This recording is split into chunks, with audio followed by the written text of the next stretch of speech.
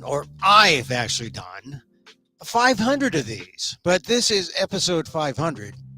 Usually it's like 500 from when I decided we better count these things. So maybe there could be more of these, or maybe it's just, naming or numbering conventions. You come up with different ways. Well, let's start from the first week or the second week, but officially. And then there's do you count the replays? Do they count as separate episodes? But there's got to be about at least 500 of these floating around in the internet, which will be my digital legacy at some point. And we're not stopping. I'm just saying that we are, I guess, this is a commemoration of the 500th show. This is the 500th episode of Emil Amok's Takeout, my takes on all things considerable. Welcome to it. The it's not a podcast. It's really a micro talk show on, generally speaking, Asian American type of ideas. I mean, and then it just went into a broader that you don't have to be Asian American to listen to this program, sort of like, the old Levy's, Jewish rye bread ads. You don't have to be Jewish to eat leavened bread from Levy's. That's an old one. Now I'm dating myself. Anyway, welcome to the program. I like to come on here Monday through Friday just to show off my democracy. Just to show that, hey, the old broadcaster's still kicking, and that there really isn't much to broadcasting. You need a microphone. I mean, Justin Jones and Justin Pearson had a microphone. They took that microphone away. Then they had a bullhorn, and then the legislators got upset with that, and then they expelled them. I mentioned the Justins just because I've been I think we all, if you're obsessed with democracy, you're all obsessed with the Justins the last week, right? Holy Week, where the secular holiness is focused on democracy. And what happened to them was really the first obvious, was it the first obvious? It was a sign of fascism that we recognized as fascism when the Texas legislature shut down the voices of two young black, and I got into the trap there. Two young people of color trying to bring in voices, voters, how do you characterize? Trying to bring in those on the margins into the debate, right? Into the halls of power, to talk about the issues that matter. And the issue that really got this going was the gun control, or some kind of response to the shooting deaths that they saw in Tennessee now about 2 weeks now. And then because guns are a major problem in this country, we get a mass shooting every week. And now right in neighboring Kentucky, there it is, another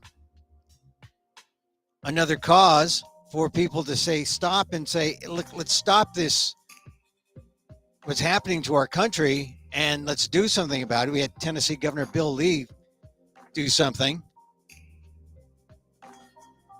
And, and they're still going over what's going on in Kentucky, issuing, they released the 911 calls.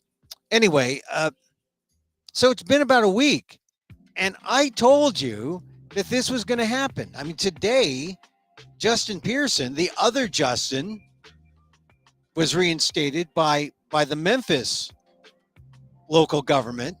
Now they're going to take the minutes of that meeting, bring it to Nashville, and by tomorrow, Justin Pearson will be reinstated. And this is just the ridiculousness of how democracy in a divided country, how it dies and gets reborn, and how it has to go through this process, because when you're divided, the other side wants to kill you. The other side wants to put you down, wants to debilitate you. So you're literally constantly fighting for your rights, constantly fighting for your pro democracy rights almost at every moment, because in a divided government, the fight is about how to be the most obstructionist.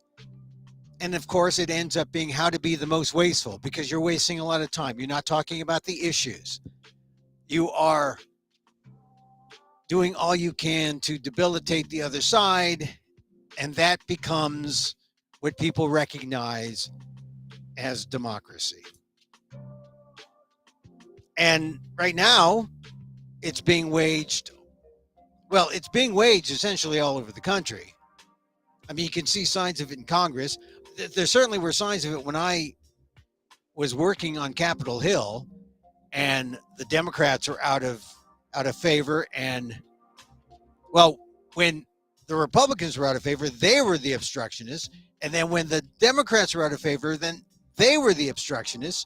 And now this is just the way it is when we are so divided, and it makes people overall leave with a bad taste in their mouth about how democracy works. And it's only going to get worse if we don't figure out a way to come together and try to solve some problems.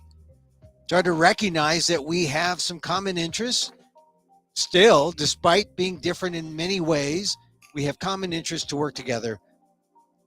I don't know when that's going to happen, but we're going to see a lot of this Tennessee two-step, or whatever you want to call it, where they expel voices that they don't agree with. They just outright shut down debate in the worst possible way. They expel the two legislators, Justin Jones, Justin Pearson. They go through the process, get back to being reinstated, and now Justin Jones has been reinstated earlier this week, and today Justin Pearson got the votes by the Memphis Council, and now he'll be reinstated probably tomorrow, in all likelihood. And then we'll see what happens. Does someone say, "Hey, this is ridiculous. Let's act like grown-ups here"? Oh, that'll be the day. Anyway, how did I get on that tangent? Oh, because Justin Pearson, just within the last hour, got reinstated. He's going to be the interim, and he got reinstated at the local level as the replacement. See how ridiculous this is? He has been named as the replacement for himself. And now he'll go back, and he'll have to be reinstated before the full state legislature in Tennessee. And then once the state figures out, well, I guess we have to do this expensive election. No one has any money, right? Elections cost money. I mean, that's why people, governments are looking at things like the ranked choice voting. So you don't have to do election after election. You just go and figure out, well, what were people's second choices or third choices or fourth, But so the state's going to get a hit. People are going to get more, either they get more disillusioned and get mad, or they see all through this and they say, wow, we got to stop this. We got to work together. We'll see. Anyway, that's sort of like that was top of mind because it just happened. Anyway, I'm going to talk about some other things today. I just did the PETA podcast last night. A lot of you know that I do the PETA podcast. We've been doing it for about 6 years now. 6 years. I know it's talking about animal rights. And I think I did one of my better interviews that I've done. It's a long one, but check it out wherever you get your podcast. I mean, this is like the Emil Amok's Takeout, the live stream that I do on Twitter, that I do on Facebook and YouTube. YouTube at Emil Amok1, Twitter at Emil Amok, Facebook.com. I do it on, you can watch it on Facebook.com, Facebook Live, I think it is, or on my Facebook page, emilguillermo.media, or my Emil Guillermo page. So it's out there for lurkers and people who just want to see it. But the PETA podcast is actually wherever you get your podcast. It's actually a legitimate, real podcast. This might be too. I mean, I might just put some of the things I do here and put it all wherever you get your podcasts. So on demand, it's there all the time. But the PETA podcast is different. I talked to Wayne Hsiung. Now, if you don't know who Wayne Hsiung is, and it's relevant because he's an Asian American and one of the leading animal rights activists in the nation, if not the world. He was co-founder of DXE, Direct Action Everywhere. And I had the opportunity to talk to him on the PETA podcast. And it was just a great interview. Well, it was an engaging conversation that we had, a lively conversation, because we both related to each other as Asian Americans. I'm slightly older, but, you know, because I'm Asian American, we couldn't tell. Hey, you look like you're Asian. Yeah. He's a younger guy. He's in his 40s. Or just turned, I don't want to, just turned 41. And we had an interesting conversation about his exploits over the last couple of years. The chief one being how he beat the prosecution in an effort to tag a couple of felonies on him for saving the lives of 2 young baby piglets. Now, maybe baby piglets is a redundancy. He went to Smithfield Farms, or the animal factory that they have in Utah, merely to document the conditions. Decrepit, horrible conditions. And it came to a point where he could not leave these 2 baby piglets in these so-called gestation cribs, or just gestation, what are they? They're like tombs, really. And so for taking the piglets and saving their lives, he was criminally prosecuted. And of course, the big corporate factory farm folks were there to egg on the prosecutor. And Hsiung, who's a gifted attorney, represented himself. And he tells me in the podcast he didn't think he would win this right away. I mean, because you think about it, how do you, or what goes in your mind as you decide to put your life, put your freedom on the line? You know you're going to break a law, and yet you must do it because it's morally right. I mean, how many of us, if placed in that position, would go forward and say, yes, I must break the law because it's morally right?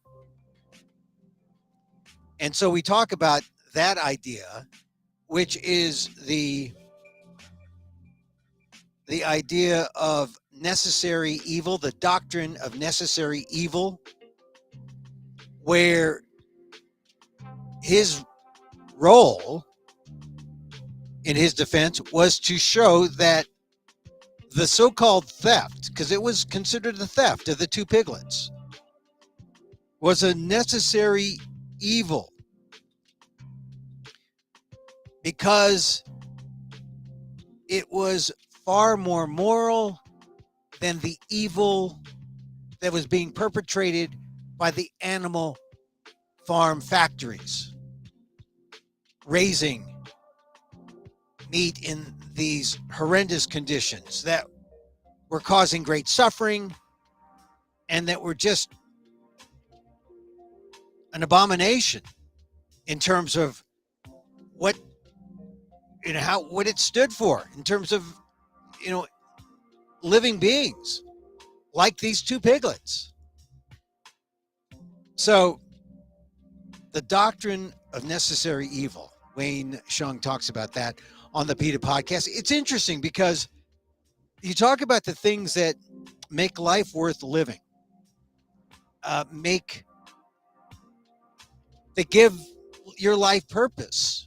If you could set an example like that, if you could show the corporate factory farmers they're evil and prove or convince a jury that yes, the trumped up criminal charges of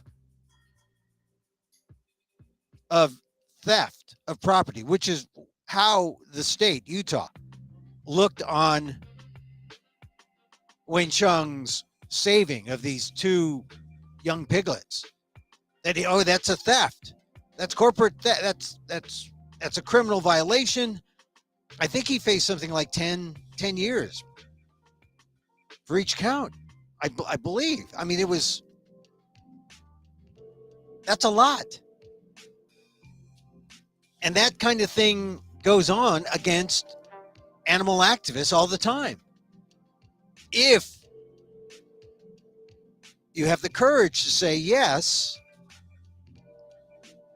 taking these piglets out of a dangerous, harmful, horrific situation is more moral, is the right thing, is a necessary evil, if you call saving a life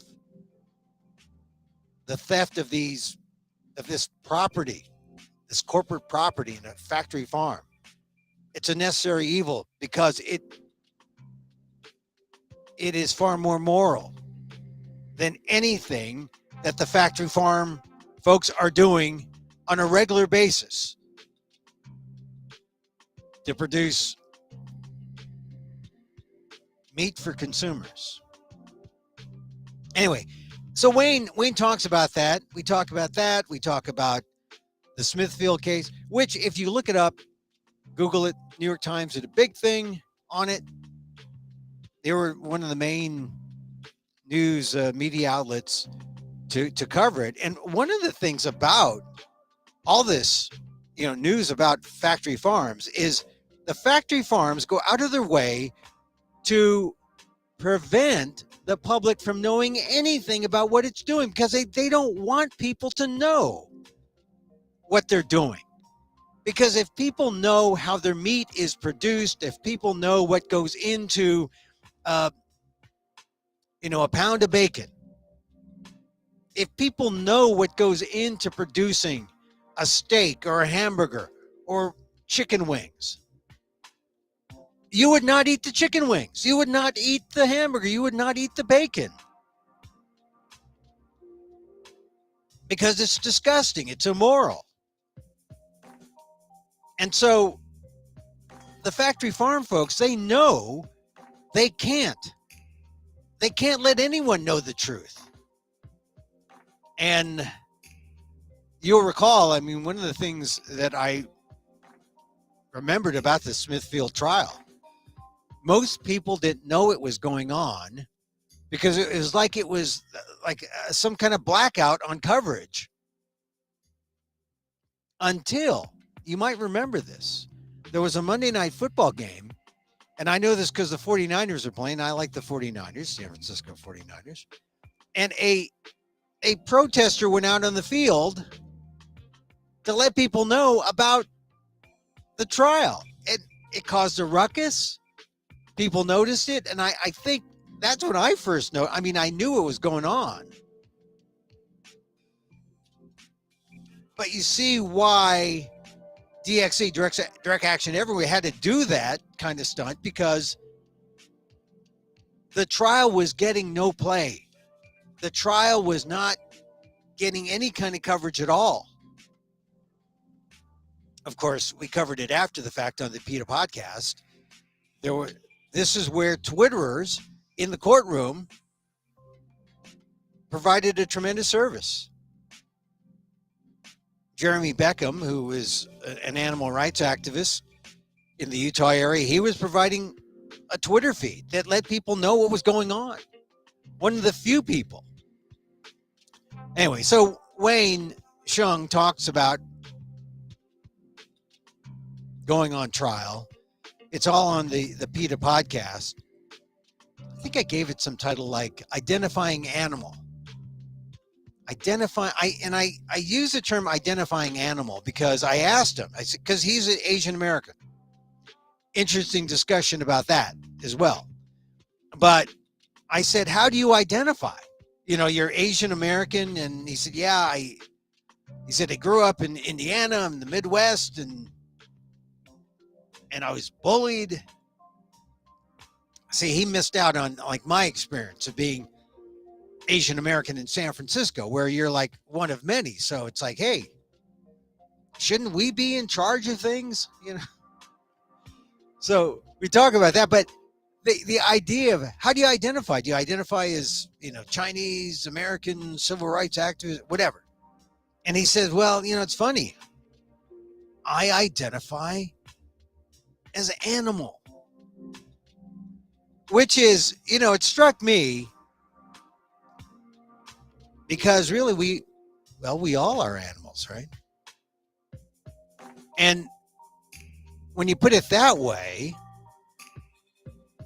if you identify animal, how can you not be anything but vegan? How can you not be vegan? You know, that's always one of the things, like before I started the show today, I got a delivery. I got some shoes, and the shoes, it's so hard to find vegan shoes, but it means that you can't wear leather, and you have to wear some kind of fabric. I mean, it actually sounds easier, but it's hard. But when companies put out vegan shoes, they're recognizing the importance of being vegan. And I noticed on the shoebox, there was a little label that said vegan, which was like, oh my God, this is like the culmination of like 40 years of fighting for animal rights, or being part of this movement that slowly it gains that kind of recognition. Then on a shoebox, there's a label that says vegan. Like, yeah, we got your shoes. And you know, they fit too. They fit.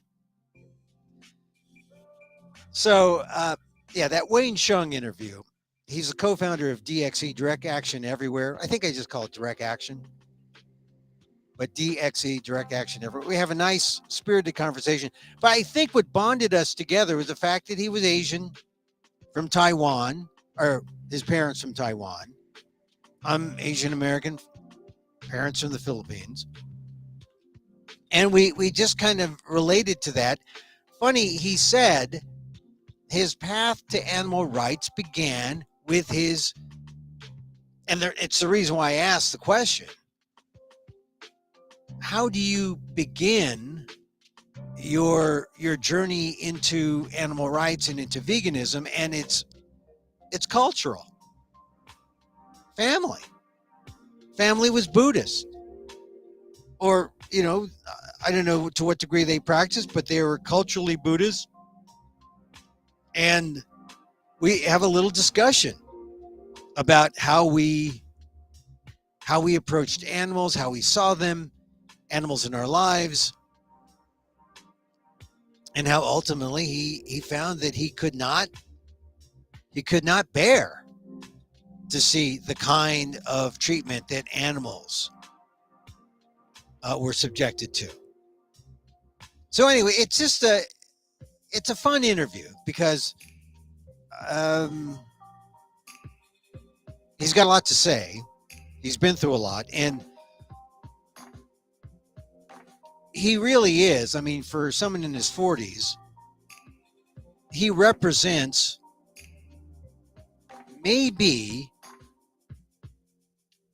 the next generation. I mean, if you say the first generation were the Ingrid Newkirks of PETA, the Peter Singers of the world, if they're the next generation, people in their 40s coming up, Wayne Hsiung, Asian American. And then now we're really talking about, well, who's next? The Gen Zs, the people in their teens and their 20s who now grow up and they have options. They know they don't have to eat meat. They know they don't have to wear leather shoes. They know they can be kind to animals. They know they can wear their kindness on their sleeves and no one will make fun of it because they see that it is important and necessary. But it takes time, right? It takes a lot. It takes decades, right? We're celebrating, I think if you see a previous PETA podcast with Peter Singer, he's celebrating the 50th year of animal liberation. And the new title of his book is, the update is Animal Liberation Now. Now. It's different. But if you listen to the podcast I did, it's,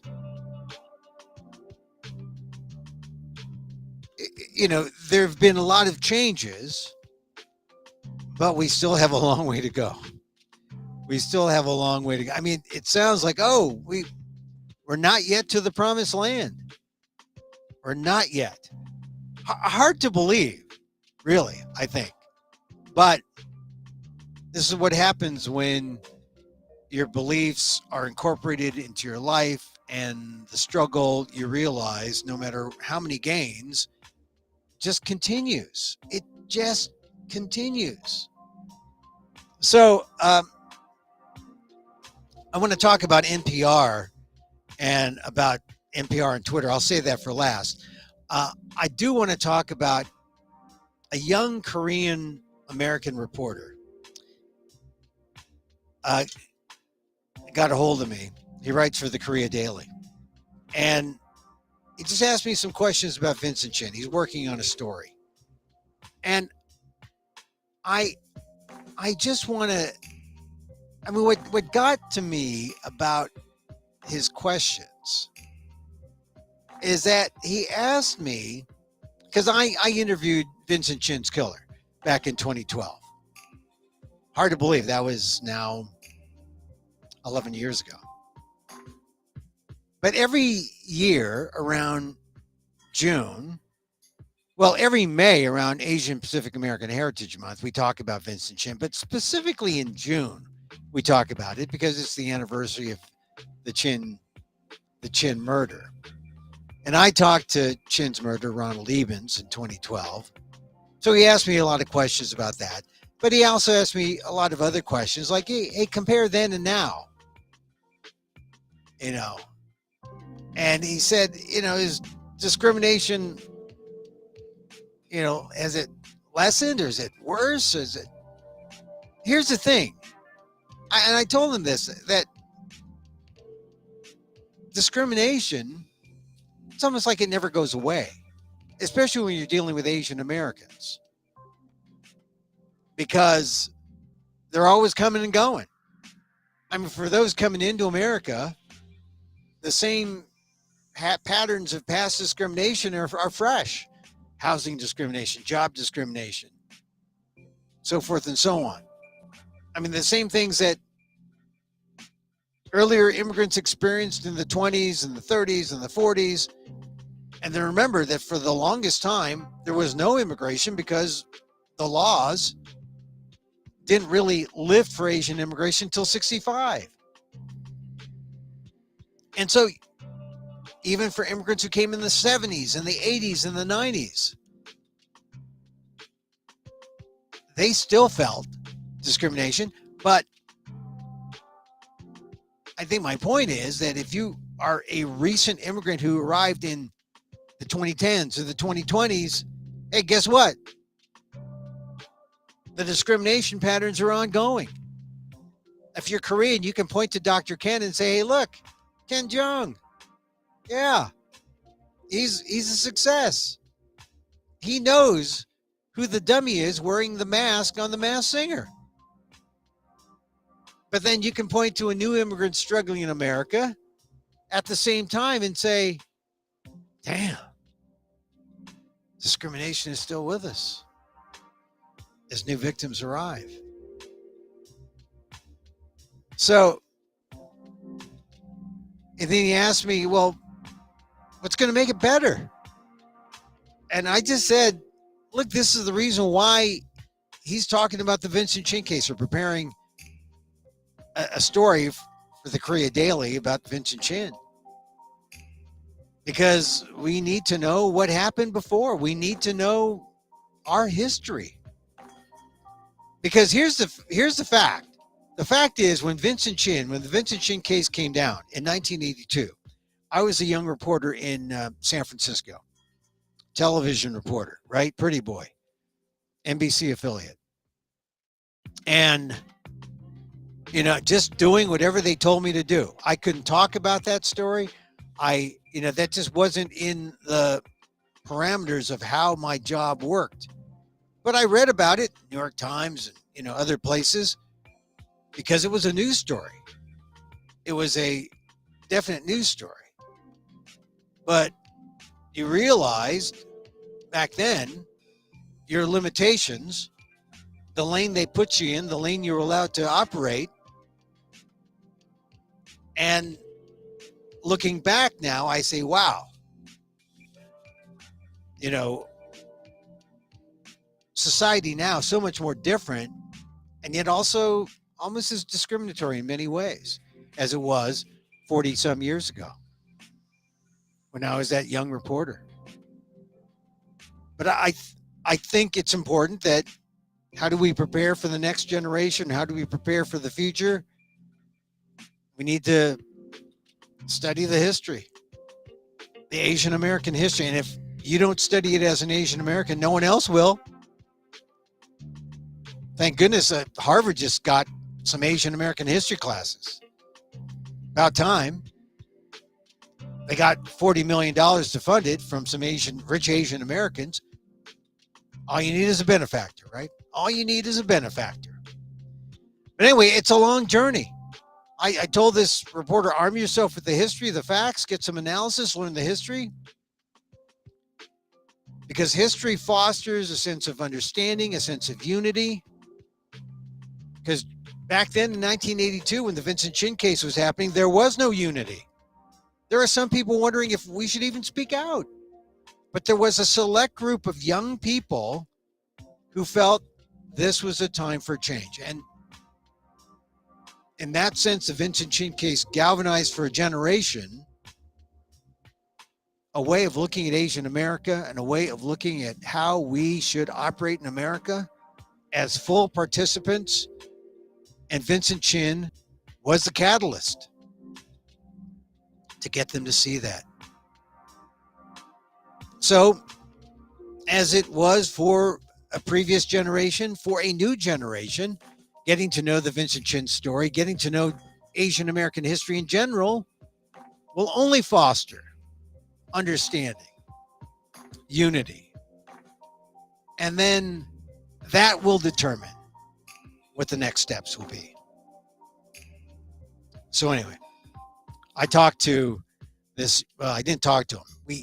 We digitized our communications. And we talked about what the Vincent Chin case. We talked about how the Vincent Chin case still can be useful in understanding where we are in American society, where we've been, and where we have yet to go. So I look forward to his article in the Korea Daily out of Los Angeles. I mean, if you've never been to, well, if you're on the West Coast, you know about Koreatown, Los Angeles. And, you know, there are Koreatowns all over, but Koreatown in LA, man. So I'm glad they contacted me, and I mean that about the coming together of the different ethnicities. Although right now, boy, the Koreans, they're kind of like, they're showbiz, right? I mean, they I guess they always have been, you know, but, you know, you got the soap operas, you got the movies, Parasite won the Oscars. There's this great thing on Netflix now, beef. I didn't, look, I'm vegan. I didn't think I'd like beef. I love beef. The Netflix. That is a great epic saga. Ali Wong, Stephen Yuen. It's great. This is great. It's the Asian American story, and this is the thing. Every story has the Asian American story in it. Every story that you see, every narrative has some form of the Asian. Everywhere, you know, EEAAO, that had the Asian American story. It's a little weird too, but, you know, fingers for hot dogs, but that had the Asian American. Beef has the Asian Americans. It's the Asian American story. I might even watch it again. I binged watch it once. Are you a glutton when you binge it twice? It's just really good. I'll tell my non-Asian friends to watch it. All right. One last story. I was surprised when I heard this. And headline, NPR quits Twitter following state-affiliated label, says it undermines our credibility, and I think they're right. Look, I have NPR's in my media DNA. I was a host there at NPR in 1989 to 1991. I talk about it in my one-man show, Lost NPR Host, which NPR doesn't care about, by the way. So it's not like, hey, we're working side by side. You know, they don't care about the story about their first Asian American host or their first Filipino American. They don't care about that. So I don't have to like NPR. In fact, for many, many years, I just stopped listening to them. They weren't essential. But now I find in a media age where it's tough to find good, just basic, plain facts, not opinion, but facts. I tend to trust NPR more than more than anything on the radio, right? It's usually going to be more in depth. It's usually going to be more akin to a written thing, like a newspaper, rather than a pure broadcast thing where it's like so genericized that there's hardly any meat in the stories. But that's not the case with most NPR stories, if you make it a habit to listen to. So I've been listening to it more. I've become more equanimous to my NPR past, and I can listen to them. But when I heard that they're quitting Twitter because Elon Musk has labeled them a U.S. state-affiliated media, it just look, as in all debates, it all depends on your definitions. U.S. state-affiliated media makes it sound like a propagandistic tool. No, it's not. I mean, it may receive government funding, but it's not a propagandistic tool. Now, you take something like Voice of America. That is a propagandistic tool. I know that some Voice of America friends of mine might say, no, we're independent. We can do whatever we want. Yeah, but, you're the Voice of America. It's being branded as this is essentially the government. But, all right, so maybe VOA, Voice of America, is like maybe, I don't know. The perception is that's more propaganda. NPR receives government funds, but it's not propaganda. And that's the difference. You call it U.S. state affiliated media. I think that's a stretch on Elon Musk's part. I mean, if he's against propaganda, he should be against Fox, which I don't think he is. He should be against all of these. I mean, during the Trump times, well, he was. I don't think Elon Musk owned Twitter during the Trump times, but well, and also Fox has its own problems now, whether or not it's news. I mean, they're just in America today. We have a problem with defining what's news, what's legitimate news, and what is just audience suckers. Audience sucks, meaning they're just there to suck in audience and sell them something, not necessarily the news. And so I don't see NPR as a U.S. state affiliated media. They might receive money from the Corporation for Public Broadcasting. They might receive some public funds, but they are not state affiliated media. Here's what NPR said in the statement. It said that it will no longer actively maintain its flagship Twitter at NPR or any other official NPR accounts. We are officially de-emphasizing Twitter across the organization. It sent requests to Twitter asking the government-funded media label, but has chosen to deplatform after Twitter denied these requests. So there's a missing word. So they are asking this government-funded media label to be removed, and that was denied. NPR said this label implies government involvement over editorial content and that it is intended to call into question our editorial independence and undermine our credibility. They're going to let individual journalists within the company decide on their own whether or not to keep using Twitter. But, this is always been a major, a misperception about NPR, because, Corporation for Public Broadcasting, because National Public Radio, it makes it sound like, national, like Russian state radio or Chinese state media. No, it's not state media. I know. I mean, and I think it's true now, just as it was true when I was there 40 years ago. Been about 30 years ago, excuse me. And so I applaud NPR for pulling out.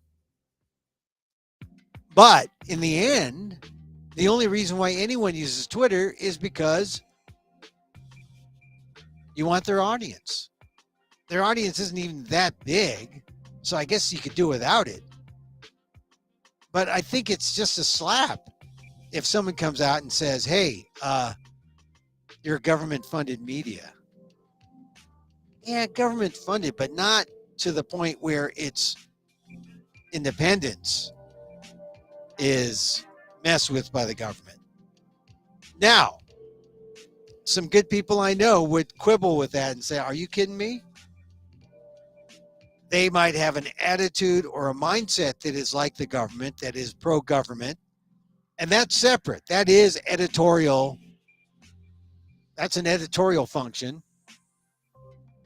That, unfortunately, is a thing that happens in all organizations, that some organizations adopt a pro-government kind of position. But they do it on their own. They don't do it because the government coerces them to do it. And I think if people just look at the words and look at the definition, they might understand. They won't. I mean, I think most people understand why NPR is upset, and they have good reason to be upset, because here's where most journalists get upset about being accused of anything. If you're accused of being a PR organ, not being independent, the key thing is independence. If you're told to do something, and here are your marching papers, you got to do it this way, or we're pulling the plug. Yeah, then they're state owned, but they're not. They may coincide with state positions, but that's only because of the weak-minded editorialists or weak-minded editorial leaders on their staff, not because they're paid to do so. So, I mean, I think that's what you need to know about NPR quitting Twitter. And if Elon Musk wants to continue to tweak these kind of news organizations, and maybe he's going to run Twitter into the ground. I was starting to like Twitter a little bit, starting to use it more, but now I'm not I'm on Twitter now. I mean, this is on live on Twitter. I hope you're watching it on Twitter, but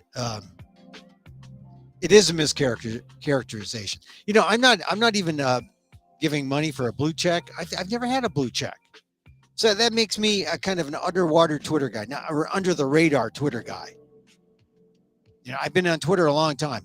I put out a lot of tweets, but media landscape has changed, and frankly, I get better results on Instagram, and I actually like Facebook because I can do this on Facebook.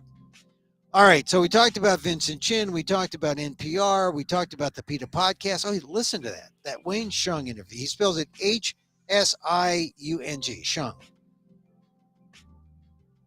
Interesting, I think. And then we talked about my columns briefly about Justin Pearson being reinstated. My columns the last couple days have been focused on Justin Jones. And I mean this. And I fell into the trap as I was talking about Justin Pearson getting reinstated. I said one of two black. Oh. Justin Pearson is black, but Justin Jones is black and something else. And here's the thing.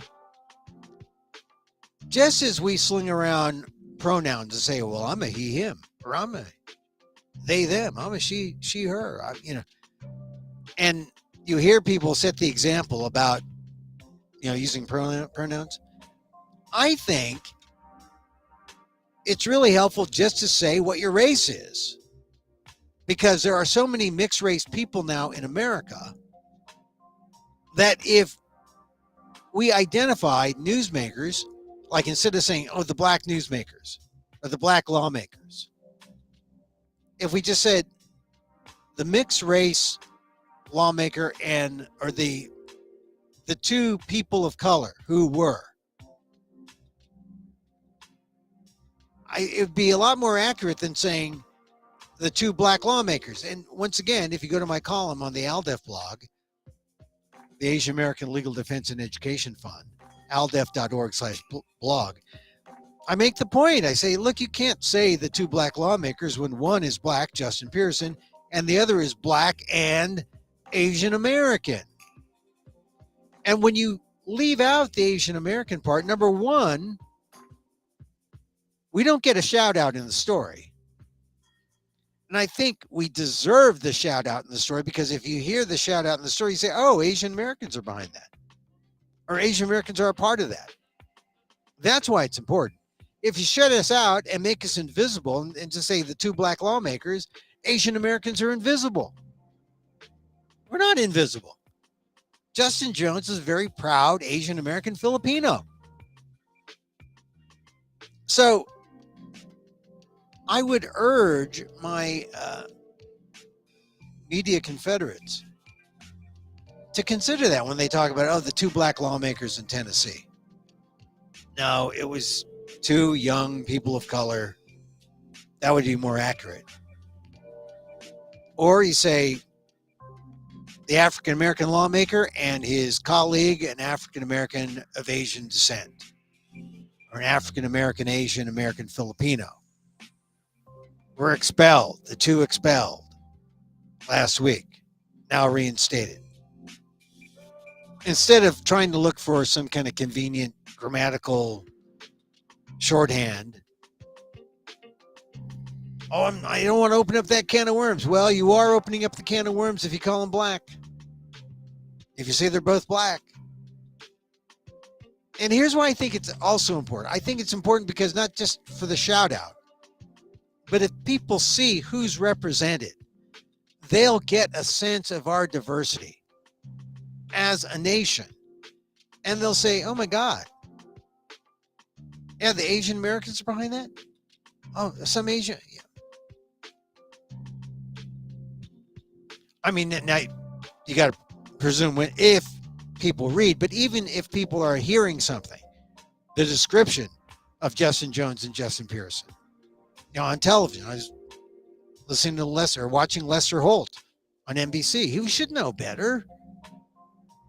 He lived in California, cut his teeth on the Oakland streets, working for radio stations like KNEW in Oakland.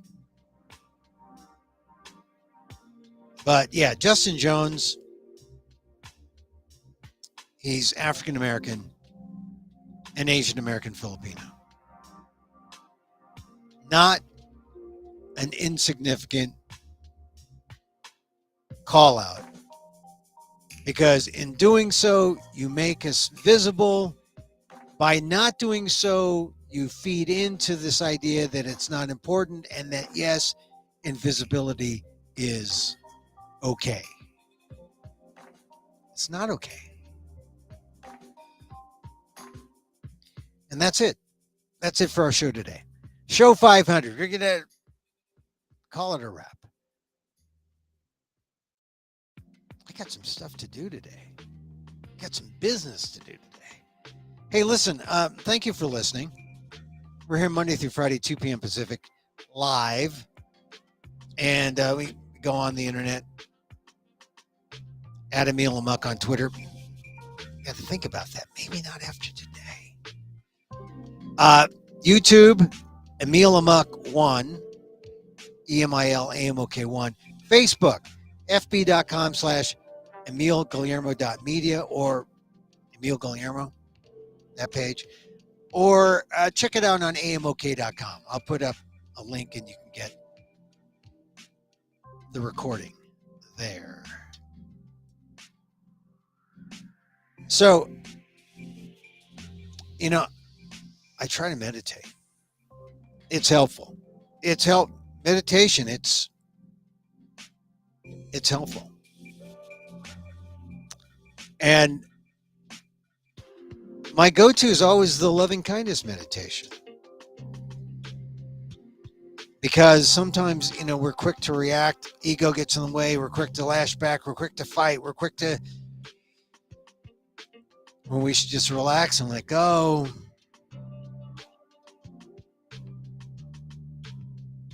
And try to show some love. So the metta, METTA, the metta meditation, I'm most fond of. Because, as I show love to you, you show it back. It comes back. Twofold, threefold, fourfold. And so, as I wish for me, I wish for you. May you be safe.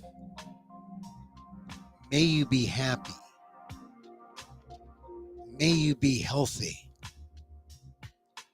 And may you live with ease. Emil Guillermo here. Check out the PETA podcast, episode 271.